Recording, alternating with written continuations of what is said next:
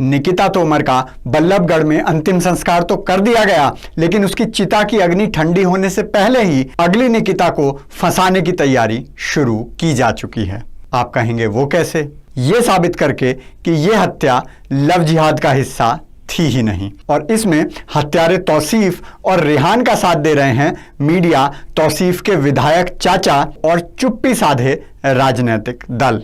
और इस समय जब किसी और शहर में कोई और तौसीफ किसी निकिता को मारने की योजना बना रहा होगा, हमें बताया जा रहा है कि ये तो प्यार का मामला था। हेलो एंड नमस्कार मित्रों। निकिता के हत्यारों तौसीफ और रेहान को क्लीन चिट देने की कोशिश कल से ही शुरू हो गई थी। पहले मीडिया में खबरें आनी शुरू हुई थी कि तौसीफ तो गरीब परिवार से था, वो गाड़ी भी उसकी नहीं थी, लेकिन शाम होते होते पता चला कि तौसीफ नूह विधानसभा क्षेत्र से कांग्रेस विधायक आफताब आलम का चचेरा भाई है। उसके अपने दादा कबीर अहमद विधायक रह चुके हैं, जबकि आफताब के पिता खुर्शीद अहमद तो हरियाणा सरकार में कैबिनेट मंत्री रह चुके हैं। उसके चाचा जावेद अहमद सोहना विधानसभा क्षेत्र से चुनाव लड़ चुके हैं। मुझे पता नहीं था कि गरीब लोग ऐसे होते हैं। तौसीफ के भाई आफताब अहमद राहुल गांधी और सोनिया जी के करीबी माने जाते हैं। तौसीफ खुद निकिता के साथ रावल इंटरनेशनल स्कूल में पढ़ता था। अब इंटरनेशनल स्कूल में पढ़ने वाले गरीब होते हैं तो भगवान हमें भी गरीब बना दे।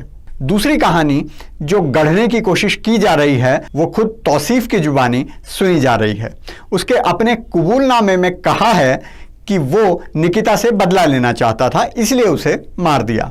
स्पष्ट है कि ये उसे वकीलों ने पढ़ा के भेजा होगा। उसने ये भी कहा कि निकिता किसी और से शादी करने वाली थी, जिसके कारण उसने बदले की आग में जलते हुए ये हत्या की।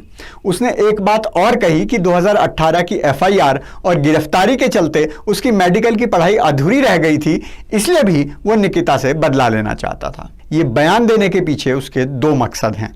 पहला, व्यक्तिगत बदले की बात करके अपने परिवार और कांग्रेस को इस अपराध से अलग दिखाना चाहता है।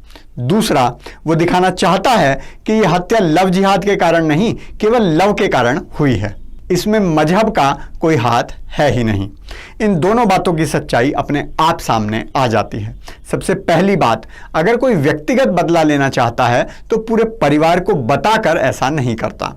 तोमर परिवार का कहना है कि कुछ दिन पहले तौसीफ की मां ने फोन करके नसीहत दी थी कि 2018 की बदनामी के बाद और कोई लड़का तो निकिता को मिलेगा नहीं, तो वो धर्म परिवर्तन करके तौसीफ के साथ ही रहने लगे। निकिता की शादी की बात के कोई सबूत नहीं है, और जबकि वो एयरफोर्स और एनडीए का एग्जाम देने जा रही थी तो वो शादी नहीं, नौकरी की तैयारी कर रही थी।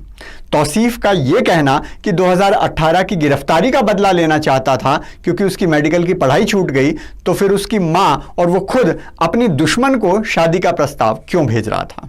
और रही बात विधायक रिश्तेदार और कांग्रेस के इसमें शामिल ना होने की, तो इसका सबसे बड़ा सबूत यही है कि तौसीफ और रेहान दोनों को नूह से ही गिरफ्तार किया गया है। वारदात करने के बाद वो प्रदेश छोड़कर नहीं भागे, बल्कि उसी जगह गए जहां से उसका भाई विधायक है। अगर किसी नेता के परिवार में कभी ऐसी घटना हो जाती है तो सबसे पहले वो अपराधियों को अपने से दूर कर देता है ताकि उसके ऊपर कोई आरोप ना आ जाए, लेकिन यहां तो उल्टा अपराधियों को शरण दी गई थी।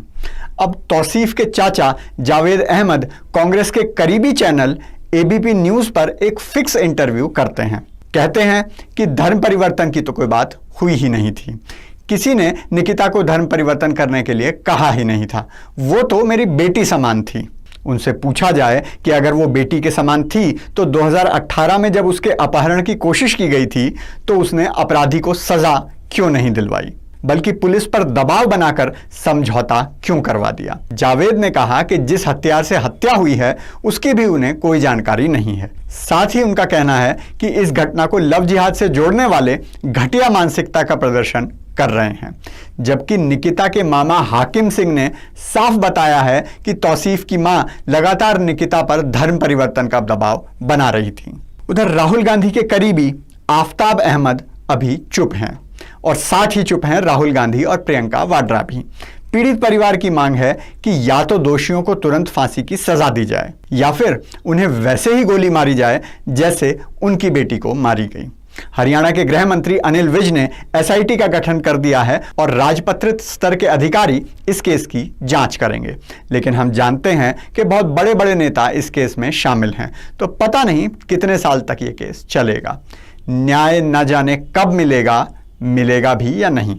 लेकिन जिस प्रकार पीड़ित परिवार को निकिता के मरने के बाद भी दुख झेलना पड़ रहा है, वो बहुत कष्ट देने वाला है। अब किया क्या जाना चाहिए?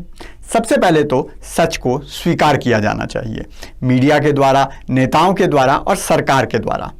सरकार को एक जागरूकता अभियान चलाना चाहिए ताकि आने वाले समय में कोई निकिता इस तरह शिकार न बन सके। जैसे कोरोना वायरस से सावधानी बरतने के लिए अमिताभ बच्चन की आवाज में कॉलर ट्यून लगा रखी है, वैसे ही इस वायरस से बचने के लिए भी हर फोन में कॉलर ट्यून लगानी पड़े तो वो भी किया जाना चाहिए। ये वायरस भी कोई कम खतरनाक नहीं है। सरकार को कानून में बदलाव लाकर लव जिहाद को पहचानना चाहिए और उसके आंकड़े इकट्ठे करने चाहिए। और हाँ, सजा केवल उन 2 हत्या करने वालों को नहीं मिलनी चाहिए, उन परिवार वालों को भी मिलनी चाहिए जिन्होंने तोमर परिवार पर दबाव बनाया। उन रिश्तेदारों और नेताओं को भी मिलनी चाहिए जिन्होंने 2018 में तौसीफ को जेल जाने से बचाया, और उनको भी जिन्होंने हत्या के बाद उन्हें छुपाया। बाकी हिंदुओं को तो तैयार रहना ही होगा। लव जिहाद नहीं चाहिए तो नहीं चाहिए, न फिल्मों में, न विज्ञापन में, न देश में। No means no.